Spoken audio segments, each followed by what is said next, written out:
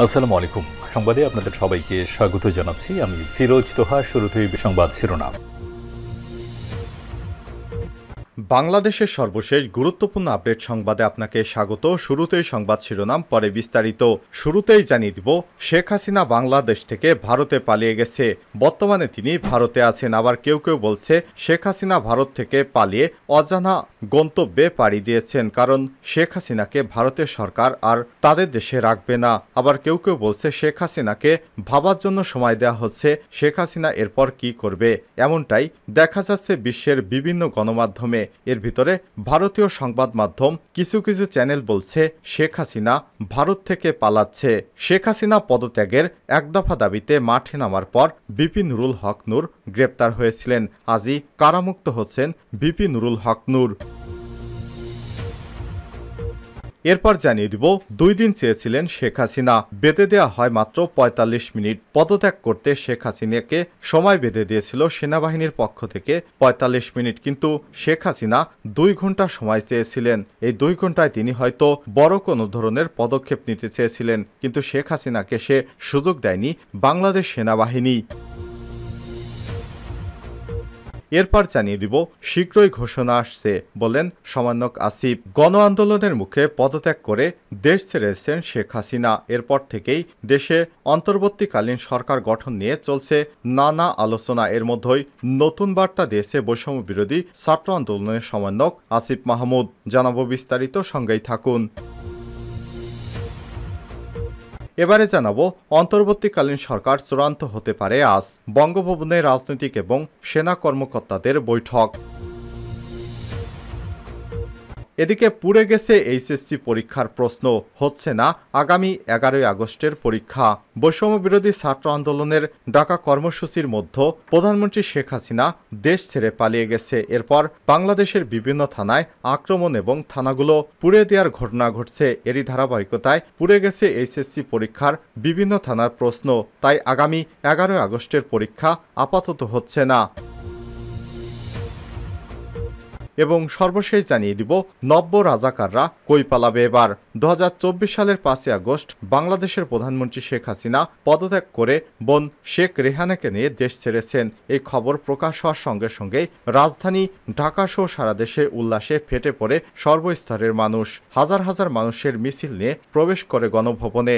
রাস্তায় রাস্তায় চলে উল্লাস। সেই উল্লাসে অংশ নিয়েছে ক্রিকেটাররাও। সামাজিক যোগাযোগ মাধ্যম বেশ কয়েকজন তারকা নিজেদের কথা জানিয়েছেন। সেখানে কেউ কেউ ক্ষোভ প্রকাশ করেছেন। তারা বলছেন, যারা এতদিন শেখ হাসিনার চাটুকারিতা করত, যেমন সাকিবুল হাসান, তারা এবার পালাবে কোথায়। প্রিয় দর্শক, এতক্ষণ শুনছিলেন সংবাদ শিরোনাম, এবারে বিস্তারিত।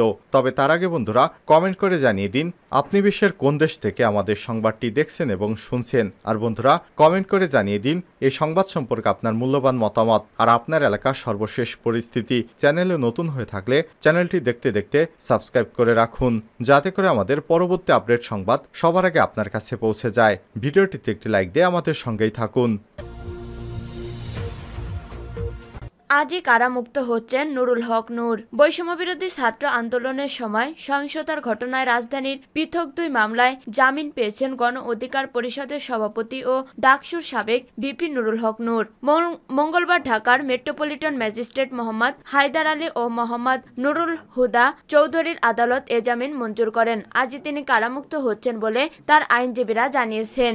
জানা গেছে, সেতু ভবনে নাশকতার ঘটনায় বনানী থানার মামলা এবং মেট্রো রেলের নাশকতায় কাফরুল মামলায় জামিন চেয়ে আবেদন করেন। এ সময় আইনজীবী গোলাম সারোয়ার খান জুয়েল, নূর এরশাদ সিদ্দিকী, খাদেমুল ইসলাম মোহাম্মদ পারভেজ, হাবিবুর রহমান ও শেখ সাকাওয়াত হোসেন জামিন শুনানি করেন। শুনানি শেষে আদালত 2 মামলায় তার জামিন মঞ্জুর করেন।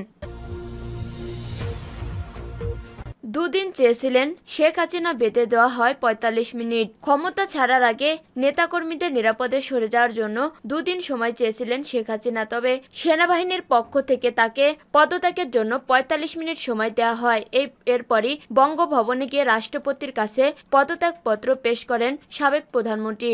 সেখান থেকেই ছোট বোন শেখ রেহানাকে নিয়ে একটি সামরিক উড়োজাহাজে করে দেশ ছেড়ে চলে যান। সংশ্লিষ্ট সূত্রে জানা গেছে, গতকাল সোমবার দুপুর 2:30 ফ্লাইটার বঙ্গভবন থেকে শেখ হাসিনা ও শেখ রেহানাকে নিয়ে যাত্রা করে। দুই বোনকে ভবনকারী সামরিক যানটির চালক ছিলেন বিমান বাহিনীর এয়ার কমান্ডার আব্বাস। তিনি 101 স্কোয়াড্রনের সদস্য। সংশ্লিষ্ট সূত্রে জানা গেছে, স্থানীয় সময় সোমবার বিকেল 5:36 শেখ হাসিনাকে বহনকারী উড়োজাহাজ ভারতের রাজধানী নয়াদিল্লির কাছে গাজিয়াবাদে উত্তরপ্রদেশ হিন্দন বিমান ঘাঁটিতে অবতরণ করে। এ সময় ভারতের সেনাবাহিনীর কর্মকর্তা তাকে স্বাগত জানান। একটি সূত্রে জানা গেছে, শেখ হাসিনা কয়েকদিন দিল্লিতে থাকবেন, এরপর তিনি লন্ডনে যাবেন। বিভিন্ন সূত্রে জানা গেছে, সেনাবাহিনীর পক্ষ থেকে প্রধানমন্ত্রী শেখ হাসিনাকে পদত্যাগের জন্য 45 মিনিট সময় দেওয়া হয়। এ সময় দলীয় নেতাকর্মীদের নিরাপদে দেশের বাইরে পাঠাতে তিনি সেনাবাহিনীর কাছে 2 দিন সময় চান। উদ্ধৃত পরিস্থিতিতে সেনাবাহিনী যে প্রস্তাবে রাজি হননি, কারণ সকাল থেকেই দেশের বিভিন্ন অঞ্চল থেকে ঢাকামুখী ছাত্র জনতার ঢল নামে ঢাকার চারপাশ থেকে লাখ লাখ মানুষ গণভবনমুখী হতে থাকে। তাই সেই ঝুঁকি না নিয়ে শেখ হাসিনাকে নিরাপদে সরিয়ে নেওয়া হয়েছে বলে জানা গেছে। সংশ্লিষ্ট সূত্রে আরও জানা গেছে, দেশ ছাড়ার আগে শেখ হাসিনা জাতির উদ্দেশ্যে একটি ভাষণ দিতে চেয়েছিলেন। তার ইচ্ছা ছিল যার আগে ভাষণটি রেকর্ড করা হবে এবং পরে তা প্রচার করা হবে, কিন্তু তাকে সেই সুযোগও দেওয়া হয়নি। ভারতীয় একটি গণমাধ্যমে বলা হয়েছে, শেখ হাসিনা তাকে উদ্ধারের জন্য নয়াদিল্লির সঙ্গে যোগাযোগ করেছিলেন, কিন্তু তাকে উদ্ধারে ভারত থেকে বাংলাদেশে বিমান পাঠানো হবে না বলে জানায় নয়াদিল্লি। ভারতের পক্ষ থেকে জানানো হয়, বাংলাদেশের আকাশসীমায় ভারত কোনো বিমান পাঠাতে পারে না, কারণ তাতে আইনি লঙ্ঘিত হতে পারে। শেখ হাসিনাকে যে কোনো উপায়ে আগে ভারতের সীমানায় পৌঁছাতে পারলে তাকে সহায়তা করা হবে বলে জানিয়েছে ভারতীয় কর্তৃপক্ষ। শেখ হাসিনার ছেলে সজীব ওয়াজেদ জয় যুক্তরাষ্ট্রে এবং মেয়ে সাইমা ওয়াজেদ দিল্লিতে থাকেন। সে কারণে তিনি প্রাথমিকভাবে দিল্লিতে গেছেন বলে মনে করা হচ্ছে। শীঘ্রই ঘোষণা আসছে সমন্বয়ক আসিফ। আন্দোলনের মুখে পদত্যাগ করে দেশ ছেড়েছেন শেখ হাসিনা। এরপর থেকেই দেশে অন্তর্বর্তীকালীন সরকার গঠন নিয়ে চলছে নানা আলোচনা। এরই মধ্যে নতুন বার্তা দিয়েছে বৈষম্য বিরোধী ছাত্র আন্দোলনের সমন্বয়ক আসিফ মাহমুদ। সোমবার 5 আগস্ট দিবাগত রাতে সামাজিক যোগাযোগ মাধ্যমে ফেসবুকে একটি পোস্ট করেছেন তিনি। পোস্টে আসিফ লিখেছেন, ঘুমিয়ে যায়নি, আমরা নজর রাখছি, শীঘ্রই ঘোষণা আসছে, ছাত্র জনতার অভ্যুত্থান ব্যর্থ হতে দেওয়া হবে না। প্রসঙ্গত বৈষম্য বিরোধী আন্দোলনে দেশের অদ্ভুত পরিস্থিতি পদত্যাগ করে দেশ ছাড়লেন শেখ হাসিনা। একটি সামরিক হেলিকপ্টারে চড়ে ভারতের উদ্দেশ্যে রওনা দেন তিনি। খবরে সারা দেশে আনন্দ উল্লাসে মাতেন সাধারণ জনসাধারণ। এরপর কোটা আন্দোলনের পরবর্তী পরিস্থিতিতে অন্তর্বর্তীকালীন সরকার গঠনের লক্ষ্যে সেনাপ্রধান, নৌপ্রধান ও বিমান প্রধানের প্রধান এবং দেশের বিভিন্ন রাজনৈতিক দলের নেতা ও সুশীল সমাজের প্রতিনিধিদের নিয়ে বৈঠক করেন রাষ্ট্রপতি মোহাম্মদ শাহাবুদ্দিন। বৈঠক করে জাতির উদ্দেশ্যে ভাষণ দিয়েছেন রাষ্ট্রপতি। তিনি বলেন, সংসদ ভেঙে অন্তর্বর্তীকালীন সরকার গঠন করে দ্রুত সময়ের মধ্যে নির্বাচন দেওয়া হবে। একই সঙ্গে বৈষম্য বিরোধী ছাত্র আন্দোলন ও বিভিন্ন মিথ্যা মামলায় আটক সব বন্দী ও বিএনপি চেয়ারপারসন বেগম খালেদা জিয়াকে মুক্তি দিতে হবে। অন্তর্বর্তীকালীন সরকার চূড়ান্ত হতে পারে আজ। বঙ্গভবনে রাজনৈতিক ও সেনা কর্মকর্তাদের বৈঠক। শেখ হাসিনা সরকারের পদত্যাগের পর অন্তর্বর্তীকালীন সরকারের রূপরেখা নিয়ে আলোচনা চলছে। এই সরকার কেমন হবে সে বিষয়ে প্রস্তাবনা দেন ছাত্র আন্দোলনের সমন্বয়ক এবং বিভিন্ন রাজনৈতিক দল। এরপরে চূড়ান্ত হবে অন্তর্বর্তীকালীন সরকার। এর আগে গতকাল বুধবার দুপুরে দেশের বিভিন্ন রাজনৈতিক দলের শীর্ষ নেতাদের সঙ্গে বৈঠকে বসে মতামত নেন সেনাবাহিনী প্রধান জেনারেল ওয়াকারুজ্জামান। এরপর সন্ধ্যায় সেনাপ্রধান ও বাহিনীর ঊর্ধ্বতন কর্মকর্তা এবং দেশের বিভিন্ন রাজনৈতিক দলের শীর্ষ নেতাদের নিয়ে বঙ্গভবনে রাষ্ট্রপতির সঙ্গে বৈঠক হয়। সেখানে 24 ঘণ্টা বা দ্রুত সময়ের মধ্যে একটি অন্তর্বর্তীকালীন সরকার গঠনের সর্বসম্মতক্রমে সিদ্ধান্ত গৃহীত হয়। বৈঠক সূত্রে জানায়, সবাই দ্রুত সময়ের মধ্যে বিএনপি চেয়ারপারসন খালেদা জিয়ার মুক্তির বিষয়ে আলোচনা হয়েছে। একই সঙ্গে উদ্ধৃত পরিস্থিতি ছাত্রসহ জনগণকে শান্ত থাকার আহ্বান জানানো হয়েছে। পাশাপাশি জামাতে ইসলামীর আমির ডাক্তার শফিকুর রহমান চলমান ছাত্র আন্দোলনে নিহতদের জন্য শোক প্রস্তাব করলে সঙ্গে সঙ্গে বৈঠকে দোয়া ও মোনাজাত করা হয়। পুড়ে গেছে এইচএসসি পরীক্ষার প্রশ্ন, হচ্ছে না 11 আগস্টের পরীক্ষা। বৈষম্য বিরোধী ছাত্র আন্দোলনের সোমবার প্রধানমন্ত্রী শেখ হাসিনা পদত্যাগ করে দেশ ছেড়েছেন। এর পরপরই সারা দেশে আওয়ামী লীগের অফিস, থানা ও সরকারের বিভিন্ন গুরুত্বপূর্ণ স্থাপনায় অগ্নিসংযোগ করেছে বিক্ষুব্ধ জনতা। আর তাতেই পুড়ে গেছে আসন্ন 11 আগস্ট এইচএসসি পরীক্ষার প্রশ্ন। ফলে হচ্ছে না 11 আগস্ট এইচএসসি পরীক্ষা।